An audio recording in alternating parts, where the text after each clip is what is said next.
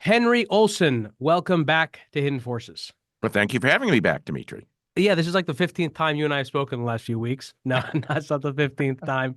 But you did a Q&A with our Hidden Forces community members some weeks Mhm. ago, and you were also at our New York City dinner. So I had a chance to ask you many of the questions that I'm going to ask you again, but obviously it matters as we get closer and closer to the election. So Right. I'm just curious though, we're recording this on Thursday, October 31st. First of all, are you getting dressed up for Halloween, I Henry? am not. I am working on some stuff that I do every 2 years, and I am avoiding ghosts, goblins, vampires, and candy. Okay. Well, I don't know how easy that will be considering the line of work you're in. But um so are just because we're just a few days away from the election, are there any news events or surprises that are impacting the race at this moment? Like, You know, for example, the garbage comments that started as a boon for the Democrats, and then Joe Biden did his typical gaffe and turned it into a positive for the Republicans. Like, is there anything that really matters here, or have people pretty much made up their minds? yeah, no, I think these are the sort of things that people seize on. When you're trying to make a point, you never want to be arguing against the narrative. And the narrative for the last 24 hours has been Joe Biden's garbage comment. Did he mean it? Did he not mean it? Which means that everything that Kamala Harris was trying to say was being deflected in light of that. And Donald Trump, particularly with his garbage truck stunt, played into that. But ultimately, almost everybody's made up their minds. The sort of person who hasn't made up their minds may peripherally be catching this sort of thing. You're chasing after the final few votes, and this is a lot of this is just noise and not signal. So, another question that I've asked you in the past, and I'm going to ask you again, is what are the important questions that analysts like you are asking themselves headed into this election? I am very data oriented, as many, but not all analysts are. I am looking at things like partisan affiliation, partisan turnout, and breaks among different racial and ethnic, demographic, and educational groups. If we believe the public polls over the last couple of years, this is going to be the first election since the Great Depression that Republicans have slightly more voters than Democrats. Uh, Many polls don't believe that. That if you look at polls that have Harris up by 3 or 4, they tend to have a modern sample, which is, say, Democrats having the slight lead. That matters a huge amount. If Democrats do still have the small plurality of support among American voters, Kamala Harris is like 75% likely to win. But if the bulk of the public polling over the last 2 years is correct, that makes Donald Trump's likelihood of winning much greater. To put it this way, there's a poll that came out recently that had Trump up by 2 nationally, winning the popular vote. It was an R+3 sample. It had 3 points more Republican. I can tell you, if it's R+3 on election day, Donald Trump will win every swing state. He'll probably have a very good chance at winning a state that's not on people's target list. I don't know if it'll be R+3. There's some evidence that suggests it will be. There's also some evidence that it suggests it won't, but that's something I'll be looking at. And then the question is, are the gains that the polls say Trump is having with black voters and Harris is having with whites with a college degree real, or are they polling ephemera? If they're real, that helps Trump's chances in the South, but might hurt his chances in the upper Midwest, where there are more whites with a college degree compared to blacks. Again, I'm looking at it, but there's no way to know until the votes are cast. So, I think you've told me in the past that likability score is the most important or one of the most important metrics. How does that compare to this other metric of the percentage breakdown of people that are likely to vote Republican or Democrat? Well, they're correlated because Republicans are likely to like Trump and Democrats are likely to not like Trump. I am looking at the favorability statistics as well because you have a 95% likelihood of voting for somebody if you like them. And contrary to many people's views, most Americans like one of the two candidates. I haven't looked at it in a few days, but Harris was around 49% favorability in the national likely voter polls, and Trump was around 47.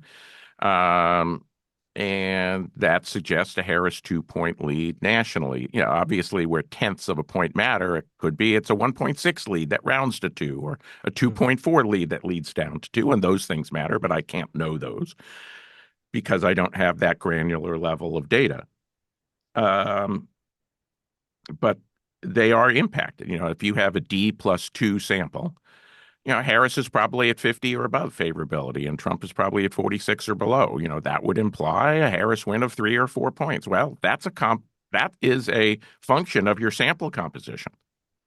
If you have an R+2 sample, you probably have Trump even or ahead of Harris on favorability. That is a function of your sample composition. So I am looking at it, but I am also looking at these other things. So an important cohort in the 2020 election were actually Republicans who didn't like Trump and who voted for Joe Biden on account of that fact. Do we know anything about whether that group has grown or shrunk since that election?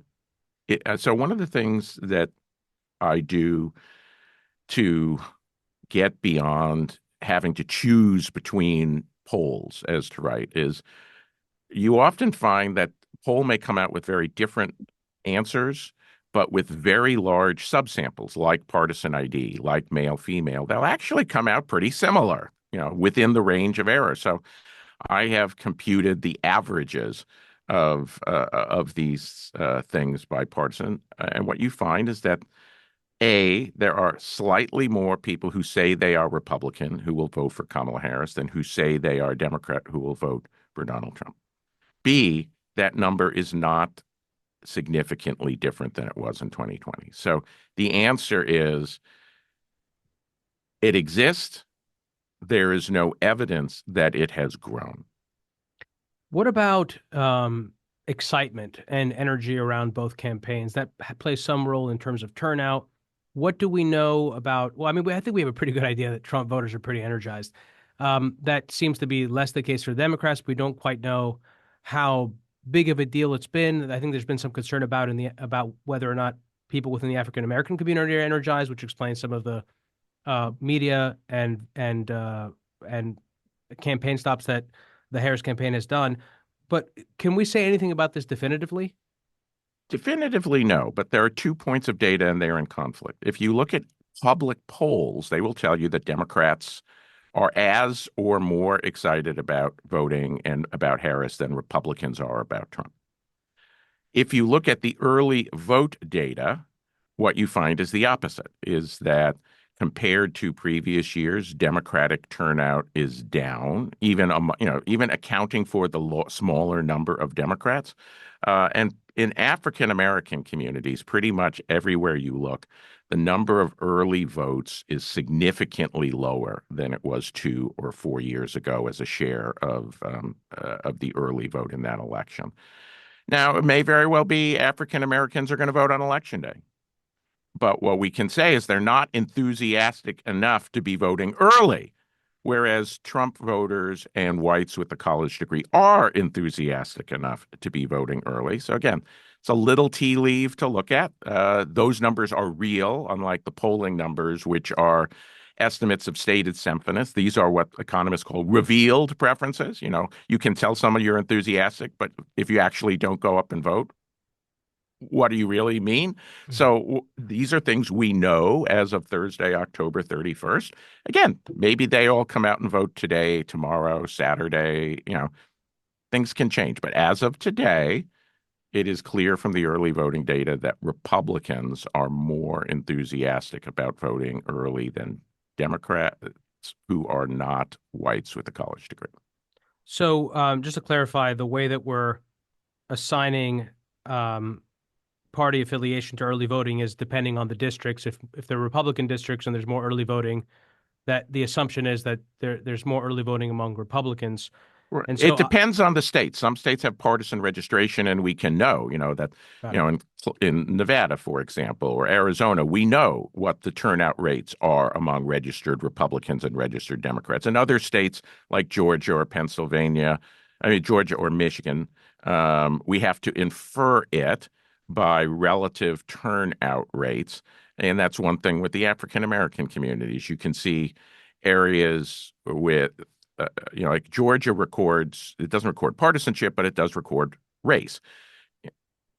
The African American vote is 26% of the people who have turned out early so far, nearly 3.5 million. That's a couple points lower than it was in previous years Hmm. in the early votes. The same thing is true in North Carolina. If you take a look at Philadelphia, the same thing is true. If you take a look at Virginia, places with high African American concentration have a lower share of their early vote reported this time than they had, have a smaller percentage of people who voted early than who voted early in previous elections. So that's how we Right. either infer or know things about race and partisanship. So you said that some of those people may end up voting on election day. We don't know. Yeah, What do we right. know about the relationship between early voting and whether or not people show up on election day? Because you It, could also make the argument that voting early means that you're going to have less people show up on election day because they voted early. Yeah, well, So, that's the thing is what we don't have a clear relationship. What we have seen in the last two elections is that election day is a Republican love-in. And that's because MAGA people who distrust early voting because of what Donald Trump has said vote on election day. Well, Republicans are voting early, usually in person rather than mail. So they voted, it's trust but verify, but they are voting at a higher rate. Is this cannibalizing their election day vote? There's data that suggests yes. There's data that suggests no. In other words, that what they're doing is getting early vote from people who are not habitual voters, as opposed to people who are just shifting their vote from election day. Georgia actually tracks that. So what we know is that well over 72% of the total early vote also voted early in 2020. Somewhere around 15 to 18% of the vote did not vote in 2020. And, that will obviously include anyone who turned 18 after the election day. So they couldn't have voted in 2020. It'll obviously include new residents who have moved into the state since 2020, and there's hundreds of thousands of them. And then we know the number of people who voted on election day in 2020, but are voting early in 2024. And what we see is in Republican congressional districts, about 8 to 10% of the total vote today voted on election day, but are voting early this year, and about 5% in Democratic areas are voting. A difference, but it doesn't suggest vote cannibalization. It suggests that maybe election day will be slightly less of a hmm. Republican love-in than it was in 2020. So something that happened in 2016 and to a lesser degree in 2020 is that the polls uh, sort of ha handicapped the Democrat contender versus Donald Trump because of a variety of factors. I know in 2016, part of that was because Trump voters were deemed low trust voters. They weren't willing to speak with people who would call them over the phone. I believe they weren't able to pick up the phone from random phone calls as part of the polling process. Also, a lot of Trump voters were shy to sort of tell people how they felt because of the social stigma associated with it. What do we know about how that skew has changed since 2016 and Yeah, how so it might be reflected in the data today? the biggest thing that pollsters have done since 2016 is weight their polls according to educational attainment. Is that prior to 2016, whether you were a white with or without a college degree was not a huge determinant of your vote, independent of other factors. So what pollsters do, since they can no longer get random samples, is they take the people that they get in calls and then they assign them different values according to their estimated shares of the electorate. So what they did not do was boost the fewer people who they get who without a college degree versus the people with a college degree, and that systematically underestimated the Trump vote. They no longer do that. But this is, one of the $64,000 questions of the election. We just don't know the answer to that. Different pollsters argue that they've solved the problem to different degrees, and the proof will be in the pudding. And not just in this election, it's over time. If somebody has a different method that consistently produces results 1 or 2 points closer to the average, then it's not irrational to infer that they've adopted a better solution. But right now, we do not have that answer definitively. So that's why when I'm making my predictions or projections, I'm looking at polling averages because anything else is just I run risk of confirmation bias, which is say, well, I think in my gut that it'll be blah. So therefore, I'll choose the one poll out of 11 that justifies my gut. Well, that gut may be accurate, or that gut may be, gee, I have a secret bias that I don't want to acknowledge, and I'm grabbing data to confirm my bias rather than letting data inform my judgment. So I'm going to ask you probably what is the most banal question of the interview, but I think it's worth asking Well, my each hair time. is brown for people who can't see. So it's about swing states, because this has changed over the years. What are the important swing states in this election that are going to determine the outcome? Yeah, the 7 states people talk about are the right answers to that. Georgia, North Carolina, Arizona, Nevada, Wisconsin, Michigan, and Pennsylvania. There's no indication that one of the other states has changed its relationship to the national demographic partisan preferences sufficiently to bump its way into the Big Seven. You know, um, so eh, so the way to think about swing states is Georgia is the linchpin that unlocks the map. If Trump wins Georgia, then he has 3 different pathways to winning the election. If Harris can still win the election, but if Harris wins Georgia, it becomes extremely difficult for Trump to win, not just Mm. because of the map, but because of the demographics, which is say that Georgia is historically more favorable to Republicans than any of the Midwestern states. If Georgia can't fall, why do we think the Midwestern states will fall? Fascinating. So Georgia is the link is the linchpin. Unlock Georgia. If Trump unlocks Georgia, it opens up 3 separate independent pathways for him. So one more question about data and polling. Are you following this news story about Polymarket and that 1/3 of their trades are wash trades and how that impacts the polling? Has that been an important source for you or for analysts like you in this election? No, not at all. The thing is that poly market is a market. And I'll use my personal example. I am not actively on the market this year, but in 2004 and 2008, I was on a precursor market called the Iowa Exchange, which was given an exemption from the ban on this for research purposes. And so around Thanksgiving of 2003, I looked and I thought, John Edwards, who's polling in single digits, is going to be the breakout candidate who will surprise the community, which means since I was in the markets to make money, I wanted to buy John Edwards cheap. Problem was the market was so thinly traded that if I wanted to buy John Edwards, I moved the market. So I made money, but I could not buy enough John Edwards without moving the market, and I wasn't willing to move the market and lose my rate of return. I wanted to make 20 to 1. I didn't want to make a mere 3 to 1. But if you're indifferent to that, if you're somebody who says, I know Donald Trump is going to win, so I'm going to move the market from 51 to 63%, you'll still make money. You'll just lower your rate of return. I think that's what's going on, is that people say, making a 50% rate of return on my Donald Trump investment for 3 weeks, marking the money, you're a math guy. If you put money in and you make a 50% of return over 3 weeks, what's your annualized rate of return? Well, it's bigger than you can make it pretty much anywhere else. Mm. Multiply 17 times 50% and do a compounding rate of interest, and it's ding, ding, ding, ding, ding. I can retire. So, so I think that's what's happening in betting markets is people are indifferent to their rate of return for a variety of reasons. They're moving the markets, and it is not anything other than people with lots of money trying to make more money. Mm. Yeah. I wonder how many people in the audience will remember John Edwards or know who he is. It's amazing. I mean, he was really an upcoming star in the Democratic Party and one of the most tragic stories in politics that I can remember of the last 20 years. Well, I don't know. Tragic if you consider having an affair with a woman who's a little bit Zaftig. to But use a Yiddish term.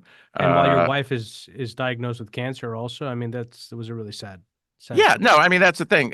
Is it tragic or is it kind of like hubris squared or quadrupled? Well, yeah, I I would mean, go I with the think that's latter. though, of course, the classic tragedies are those of tremendous fall from grace, right? The That is king, true. the That king's is fall from true. grace. So, um, let's talk a little bit about now. Let's move from polling to, I guess, more interest questions. Kamala had a strategy, it seems, early on, which was to do as little media as possible. Somewhere that seems to have changed, and she seems to have backtracked and started doing more. What do we know about that? What do we know about the decision making behind it? If it's been successful, do you have any thoughts on that? Well, we don't know anything because the Harris campaign, people who would know aren't talking. So we can speculate, but we can't know. My speculation is that this was a candidate who got into the race in unusual ways. The candidate and the campaign needed to figure out what its strategy was. In a normal campaign, you will do months of preparation before you ever declare, and then you get things out. So what they did was shield her from making mistakes, and then they started to roll her out once they had set her up in that way. So that's my best speculation as to why they both had the initial decision and the change. I think they also recognize that the let's run as not Trump had its limit, and she wasn't putting the election away. So they had to take some more risks, and risks meant more exposure. So I don't know. I don't remember if we talked about this at the dinner, but I've been fascinated by the role of alternative media in this election. Mhm. The right has really embraced the new forms of media. A lot of these new forms of media are also, I think, right of center. The left has not, at least Kamala Harris, that is to say, in this election. What has the role of media been? And more to the point, how can we ordain the or assess the importance of media appearances on alternative right-wing media for Republicans in the sort of turnout, right? Because we always run into this problem of like those of us that are in the media kind of live in this ecosystem, in this bubble. What someone says on Twitter, we overascribe value to. Of course, Trump's appearance on Joe Rogan, pretty big deal. I mean, that's the biggest media platform probably in the world, in some ways. So, I'm curious your assessment of how the media landscape has changed and how it's Yeah. influenced this election. Yeah, the media landscape has changed dramatically. I'm 63. When I was growing up, there was no such thing as cable television. There was no such thing as the internet. Phone calls were charged by distance. It was expensive to call long distance. People It wasn't. sounded like they were far away on an analog line too. The further Well, away they were, the more they sounded like they were in some kind of a tunnel. yeah, I mean that depending on your connection, that could be the case. Um, And what you had was the high dominant era of the gatekeeper model, which is the editors of major newspapers, and most cities had, which used to have competing newspapers, had dropped down to a dominant paper and a satellite paper, with the exception of New York, which is large enough to support even today multiple daily newspapers. Um, and three major networks. So if you wanted to talk to mass numbers of people, you had to go through gatekeepers. Uh, that changed in the 1980s with a decision in the Reagan administration. The rise of cable that opened up radio as a format. Then cable television came and the internet came. And so what has become completely clear, and the traditional media don't like it, and they'll rarely, if ever, admit to it, but they don't like it because the gatekeepers can't control the conversation. So that's what this election really, it's been coming for quite some time, but it's really quite clear that the gatekeepers of the legacy media platforms still have influence, but they don't have dominance. Um, but as far as any individual source of information, this is the flip side of fragmentation, is that Joe Rogan may be the biggest, podcast in the world. How many views or listens, downloads has it gotten? 3 million, 4 million? No, no, Um, no, much more than that. His interview with Donald Trump, yeah, just on the, well, I could check right now, but just on the that's the thing also that's tough about this is that these videos fragment, so people can watch little clips of them, right. or the entire episode on a different channel. And let's see here, I'll tell you right now. So he's at 41 million right now, just the main video. But of course, I would Yeah, expect that millions of people have seen clips from this interview and been right. influenced But by that's his the thing is appearance. it's 41 million worldwide. English And speaking world, right? English speaking world. Well, the English speaking world includes people outside of the Who don't United vote. States who don't vote. Right. There are going to be 150 to 165 million votes cast in the United States. How many people are going to be listening? The question is, how many people are going to be listening or to one of these things who aren't seeking confirmation bias and are going to vote? Yeah, obviously, it's not going to be a tiny number. It's not going to be 15,000. Um, but a lot of people are partisan and they seek things out that they agree with for entertainment or informational value. It doesn't affect their vote. Hmm. So the question is, yeah, was it smart to appear on Joe Rogan? Absolutely. Does 41 million views indicate that 20% or 30% of the American electorate has watched the podcast? No. Does it mean that he's moved or influenced 41 million votes? Are you kidding me? So it's the same thing with network news, like network news, you'll have 15 or 20 million people watch, but most people have decided and so forth and Hmm. so on. The actual influence is fractions of what the total viewership is. Doesn't mean it's not important, but you have to put it in perspective. The fact is 70% of people are partisans. If you're a partisan, you've already made up your mind 95% of the time. About 70% of so-called independents are leaned partisans. They will back their party 80 to 85% of the time. In other words, there aren't that many votes up for grabs. Mm.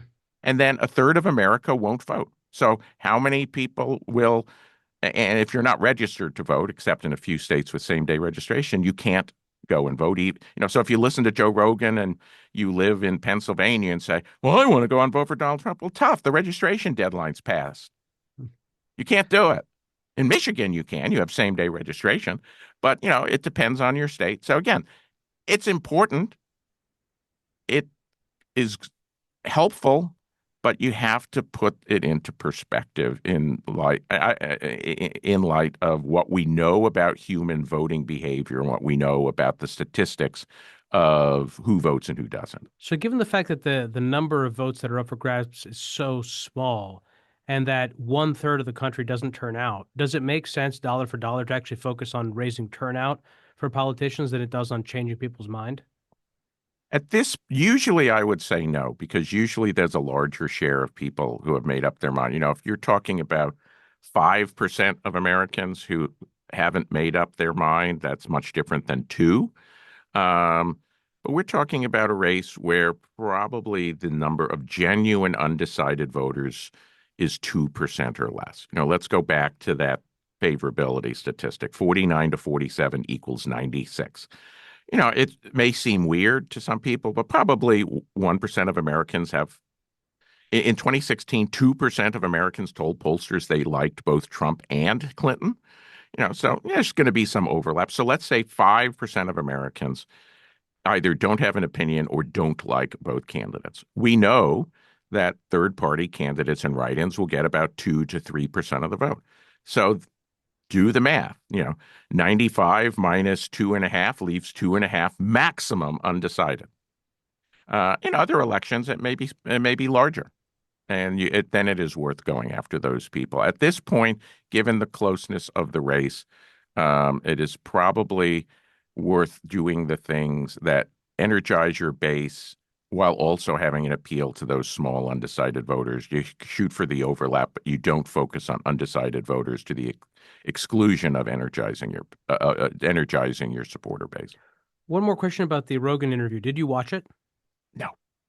So I watched it and I felt that it didn't really, I felt it didn't really help or hurt him. I felt when I sort of took an informal poll among friends and people on Twitter, it just seemed, it pretty much validated people's opinions, whatever they came into the conversation Right. with. I did think something that was interesting that you and I have talked about in your first appearance of the podcast when I had asked you, this was some years ago, whether you thought the election had been stolen or was there any evidence one way or the other. I thought it was telling that in Joe Rogan's interview with Donald Trump, Rogan asked him directly, do you something along the lines of, do you think, was it stolen? How do you know? And he pivoted to a conversation about Hunter Biden's laptop. And then he asked him, are you ever planning on, releasing any evidence around this? And again, he kind of punted. I thought that was actually rather revealing because that was a real opportunity if, in fact, Donald Trump has spent the last 4 years saying the election was stolen. If he had some compelling case to put forward, that would have been the platform to do it in an unhurried way. So that was the one interesting thing that was worth it. And I stopped watching pretty much shortly into the interview. I Yeah. didn't watch too much of it. So let's pivot to something that you and I have talked about. Again, at the dinner, we talked about this quite a bit on the Q&A, and then we may have talked about it in your most recent appearance on Hidden Forces. Actually, no, I don't think we did, which was JD Vance. Mhm. We talked about it a little bit, but he hadn't picked his political candidate. In fact, when you were on the podcast last, wasn't that before Trump had the assassination attempt against Yeah, it Trump was as well? before the assassination attempt. I don't remember if it was before picking Vance. And it was before picking Vance because I remember we were talking about who he might pick, and I asked you a number of people. So he's picked J.D. Vance. J.D. Vance also had a really stellar performance in the vice presidential debate. How important was this pick, and how important, more importantly, is J.D. Vance as a figure in the Republican Party and as a North Star for what the direction of the party is going to be in the years to come? Yeah, so vice presidential picks typically do not matter very much. I don't think Walz's pick moved the needle very much. I don't think Vance's pick moved the needle very much. Despite attacks from uh, partisans in the media in the early weeks, Vance's continued stellar performances has basically raised his favorability rating so that he is now roughly identical with Walz. Uh, you can't, people can see for themselves on different things. And this is where having diversity of media helps form opinion in the early stages as opposed to in the final week of a highly partisan two-party election. Um, so I don't think on the margin it helped because Vance is an effective communicator, both in person and in interviews and in debates, but not hugely. It's that you listen to this guy and he reinforces the message that Trump is using in a persuasive way. So it's really an amplification of Trump. Um, J.D. Vance has the potential to be a transformative figure in American politics. Is that historically, America has a dominant party and a secondary party. That these party coalitions are formed by transformative presidential leaders. And you then have parties follow in their wake for decades, reforming or chipping away at the coalition, but not redefining the coalition. Attempts to redefine the coalition, like Barry Goldwater or George McGovern, fail because the times aren't right for redefinition. America is overdue for that. The last time it happened was Ronald Reagan. These things tend to happen at around a 40-year period or so. But the thing is Who that was it we've had, before Reagan? FDR, in your yeah, view? FDR, right. LBJ reformed the FDR coalition in the light of somebody who was trying to break it, Barry Goldwater, and what it showed was no. If your basic message is let's rethink the FDR premises, which is what Goldwater's basic message was. The LBJ landslide said, no, we don't want to. And what Ronald Reagan did was reinterpret it in a way that mixed the playing field up. It was not 1930, not 1964, but not 19 before pre-1932. And that's what created the possibility of 50-50 politics that we have today. We are overdue for somebody to break that logjam. And J.D. Vance, with his embrace of certain aspects of MAGA republicanism and his tacit departure from them in many ways, particularly his non-confrontational style, while also stoking some degree of of the anger that the base feels. You can see it every time he gets on television. He is non-confrontational. He is rational. He thinks and speaks in complete sentences and paragraphs, and he demonstrates that he is a fighter. That is not something anyone else can do. And if he can continue this, he could be the person who makes the Republican Party the new dominant party. The Democrats hoped Obama could do it. He didn't. They keep hoping, and maybe someday, maybe I'm wrong about Vance. Maybe Vance will mix up. Maybe the Democrats will have somebody who can do it, and because they can do it too. I'm not saying it's baked in the cake, but um, Vance has demonstrated qualities that suggest he could be the fifth great leader in American history Well, in political sense. something that really stands out with JD Vance is that he's very clear and direct in his message. Whereas whether it's Harris and Waltz and even Trump, in many ways, talk around certain issues. I mean, Donald Trump does have his one big idea about making America great again, but Vance has much more specificity and directness and clarity and consistency, and he's able to express himself in a compelling manner, and that really makes him stand out. Um, Yeah, it's really amazing what happens when you think about politics before you enter politics. that's a very good point. So, speaking of that, about transformational candidates, if the Democrats lose in this election, if Kamala Harris loses, does 2028 become their 2016? And if that's the case, and by their 2016, I mean, is it going to be, are they going to go through a sort of death and resurrection process the way the Democratic Party did?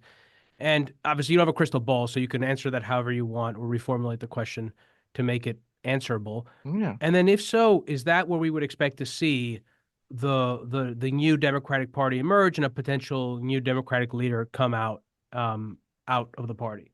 Yeah, the thing is that parties always have factions, but what we're seeing right now is because we are overdue for realignment and do not yet have a clear party structure, both parties are struggling to redefine themselves. And we've seen more of the Republican redefinition. That's what the challenge from Nikki Haley was meant.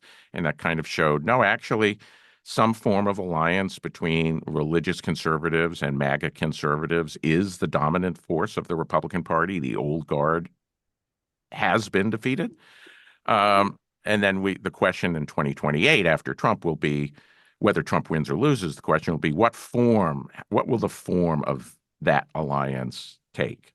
Will it be a winning form or will it be a self-defeating form? The Democrats have been suppressing that.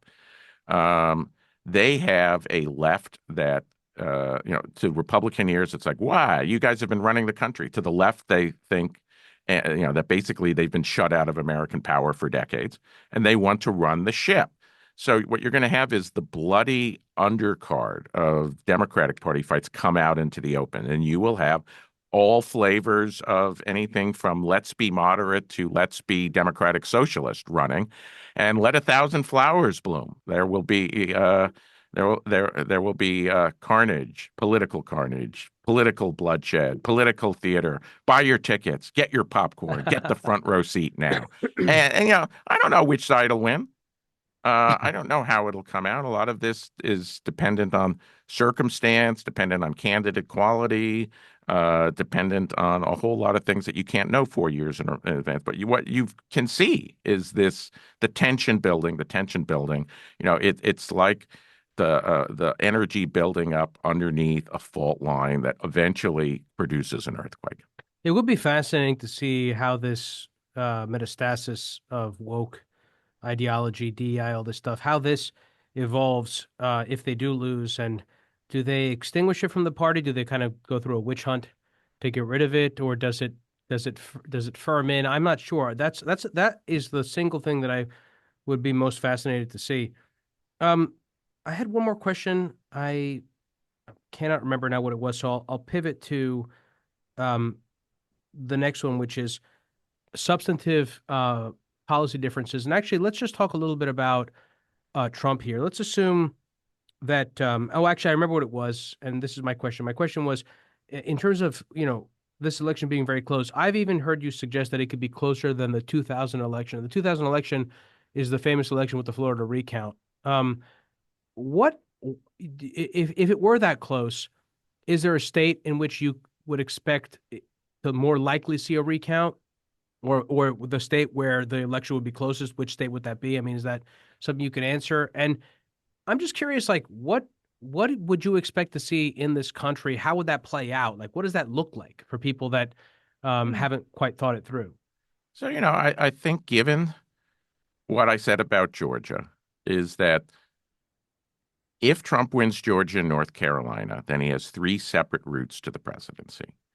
The closest partisan states that I would expect he would have that would get him over the top are Pennsylvania or Wisconsin. So those are the states that I would expect if we have a Florida style. It's within a couple thousand votes determining the winner of the presidency in one key state. Those are the states I would say it is likeliest to happen. Not to say, I can make an argument for Arizona, I can make an argument for Michigan, but I think those are the two states where existing partisan divisions and the importance to a final electoral count that this is the state that gets over the hump. I would expect those would be the two states. What is the mechanism to create confidence around the recount or around the counting of electoral votes if it's that close, like in those two states? Yeah, that's the problem, is that we don't have those mechanisms in place, is that typically what happens in America is not that votes are recounted, but that votes that were rejected are relitigated. And that's where the confidence measure comes in. And so, for example, let's just hypothetically say that Wisconsin is the state, and it's within 1,000 votes. What will happen is lots of lawsuits and so forth that are surrounded over which votes were denied, which votes were not allowed to be counted, trying to get, obviously, the winner wants fewer addition. The leader wants that not to happen, and the loser wants it to happen. And, so it's purely, no principle involved here. This is pure gamesmanship. You can imagine that if two states were going through recount, and let's say Harris was leading in Wisconsin and Trump were leading Pennsylvania, Trump would argue in Pennsylvania, don't count votes, whereas Trump would argue in Wisconsin, count more votes, and vice versa for Harris. It's completely transactional. So there you take place in law, but it could also take place in each county, which is to say, which votes were rejected, but which no one disputes should have been counted, in the sense that there's no question about validity. They weren't rejected because of a lack of signature or they lacked a postmark or something. They were votes that were validly cast, but the person screwed up their ballot in some way. What happens in America is you go back and look at the ballot and you say, well, can we discern, maybe the voting machine missed a vote that should have been counted, and you will go over every single vote. There's just no way to conduct that in a highly partisan atmosphere without raising massive distrust on whatever side loses. And that's what was going on in Florida as people were holding up ballots to see what they use punch cards, to see whether or not a punch card with two pieces of the four corners of the Chad, does that count or not count? Did that show an intent or not? Is the dimple on the Chad sufficiently strong that we can infer an intent? No other country in the world would do this, but we do. And that means inherently recounts are subject to partisan interpretation. Fantastic. And That's all we need in this country. And the temptation is huge. Imagine if you're the person who is judging that. You may be the most nonpartisan person in the world, but the temptation, if you have strong feelings about the election, to infer, even, we hear a lot about hidden bias or unconscious bias. But gosh, unconscious bias will come out in spades in this election.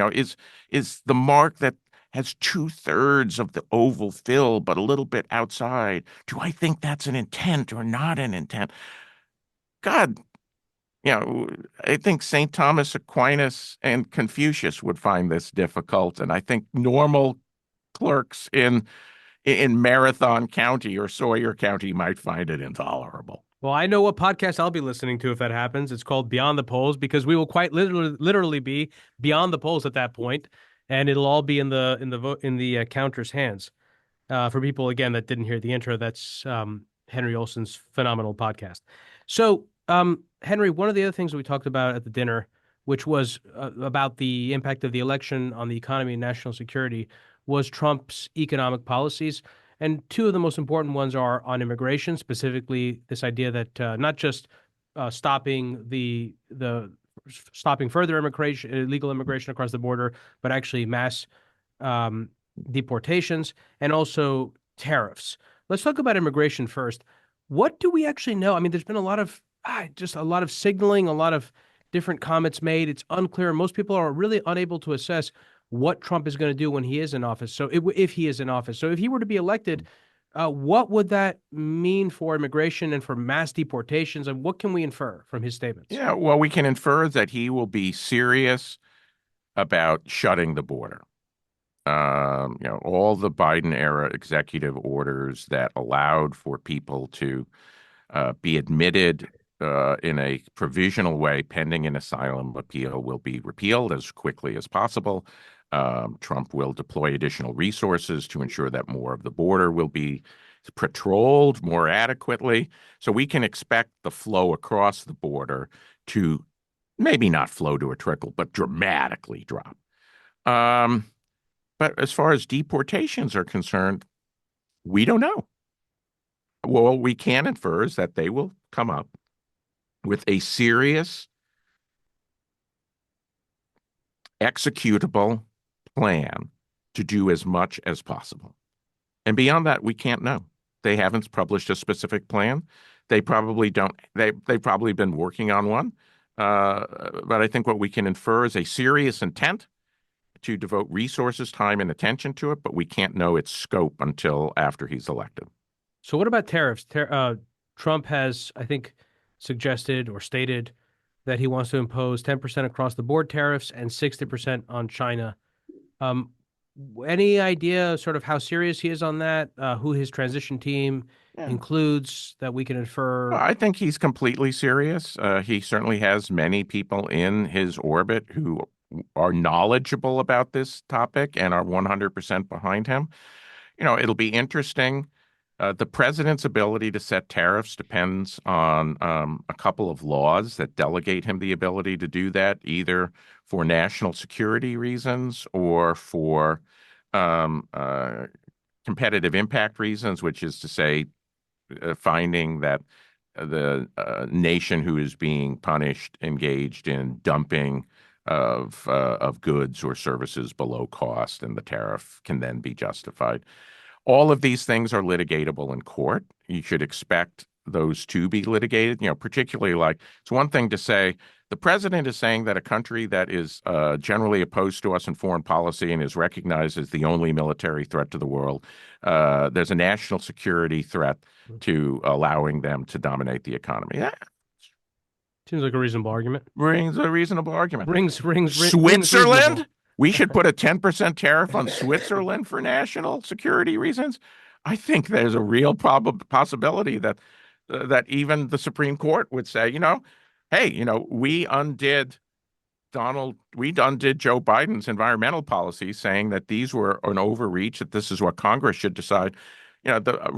Despite what Democratic partisans say about the court, the fact is the six Republican appointees disagree on a lot, and you see it come out in the cases, but they are united on the idea that the Constitution has been subverted over the last 100 years by reducing the role of Congress and making the policy decisions and laws that actually affect Americans, and that giving that authority to unelected or indirectly elected bodies in the executive branch needs to be curbed and reduced. I would expect a six-member majority to apply that to Donald Trump. I don't think Trump expects it, but I do. And so the question is how much of this will actually be sustained absent congressional approval. And then the third thing I'd say is, yes, Trump has always been in favor of tariffs. That's one of the few consistencies over his 40 years of public comments on politics. But Trump is also in favor of leverage. Trump likes to find something that causes his negotiating partner pain, so he has something to give up in order to get something in return. And the example of that is Mexico and immigration. That in 2018 or 2019, there were lots of people coming across the border, and the president of Mexico didn't want to use Mexican troops to stop people who had to transit Mexico in order to cross the border from getting to the American border. And Trump said, please do this. And he said, no. And so Trump said, okay, well, I'll violate USMCA and levy a 10% tariff on goods crossing Mexico. Well, within 10 days, the president of Mexico had changed his mind and the tariffs were reduced and the Mexican troops started to interdict people before the border. It was leverage. So I've been telling European diplomats, yeah, he might do that. What does he want from you? You know, this isn't friend for Trump. Most politicians form long-term relationship. For Trump, it's all transactional. It's all transactional. He does one-offs. He does deals. He doesn't build relationships. And so once you realize that, the question is, okay, we're not going to have a long-term relationship with Donald Trump. What we're going to do is do individual deals in a comprehensive framework. So I've been telling European diplomats, yeah, expect him to levy tariffs and then give him something that he wants to get in return. What do you think he wants that you're willing to give him? Deal. So, Henry, what do you do after? So, let's say the election day comes and goes. We know who the president is. Oh, we're all. What is the? How does Beyond the Polls begin to focus its attention? Where do you, as Henry Olsen, focus your attention? What are you going to be doing in the days afterwards? Yeah, well, Beyond the Polls will Are you focus. going to take a big vacation? Well, I'm going to go to Munich. I was invited after the election to talk to Germans about the election, so I'll be there for a week, and then Thanksgiving week I'll be on a pure vacation in South America. Um, but Beyond the Polls will pivot to having people talk about the divisions within the parties. The out party, it'll be more of a civil war discussion, and because obviously that's what either out party is going to be going through. The in party will be talking about how do you manage the factions underneath being able to set the agenda. And then we will be doing a data-based look at various issues, talking about issue polling as opposed to candidate polling. But then once we get to 2026, the midterms will start coming up. There'll be a couple of state elections in 2025. So we'll talk about New Jersey and Virginia and maybe, Mississippi, because I think Mississippi is coming up in 2025. Probably not, but, it depends. Yeah, so we'll have a month or 5 weeks where we concentrate on two states that are having important elections. But then in 2026, we'll start shifting to the midterms. And there's always interesting international elections. So I would expect the German elections will be next year. I expect I'll do something on the German elections because that's so important. I'm not sure there's any other international Canada I might do because they're our neighbor, and it looks like if the polls are to be believed, there'll be a historic victory for the right in Canada, and that's worth an episode or two. But that's where the polls will be going. I would like to write a book, and in December I'll start putting that proposal together. I won't talk about it yet, but I'll start putting my book proposal together and shopping it to publishers and see what transpires in the odd-numbered year. I'm so excited to keep following you. I was so impressed, and I spoke to my members about this. I was like, Henry Olsen is what happens when you take someone who's like a hyper geek, very smart, and you give him more than 40 years of just like focusing and obsessing on a particular topic.